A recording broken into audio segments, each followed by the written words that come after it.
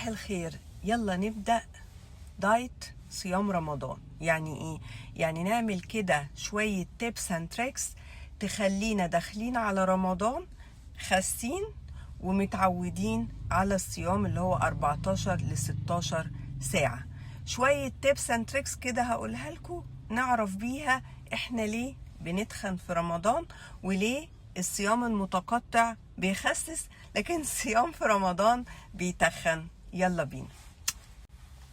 اول حاجة غلط ان انا ما بتسحرش قبل الفجر بساعتين 3. انا هغير مواعيدي كلها من دلوقتي قبل ما رمضان يبدأ. خلاص هي سحور فطار سناك 3 وجبات بس.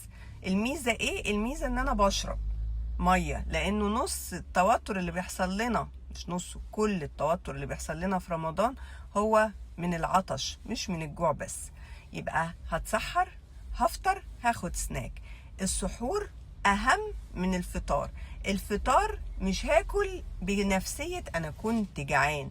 ليه؟ لانه اللي فات مات. مهما كلت دلوقتي على وجبة الفطار هتجوع بكرة عادي هتجوع بعد ساعتين 3 اصلا عادي جدا كأنك ما كلتش حاجة. يبقى السحور وجبة معقدة. يعني ايه معقدة؟ يعني معقدة مش سالكة كده، ما بتتهضمش بسهولة. فيها فايبرز، فيها فاكهة، فيها خضار، فيها زبادي، فيها يعني وجبة وخصوصا للناس اللي بتشتغل. الناس بقى اللي هتنام لحد الفطار فيعني تسحروا حاجة بسيطة جدا. أهمهم الفول ده جوكر. تاني حاجة وجبة الفطار دي تكون أقل حاجة في الدنيا. أقل حاجة تمراية وكوباية زبادي، انت كده فطرت. مش لازم خضار وطبيخ وبروتين. يلا.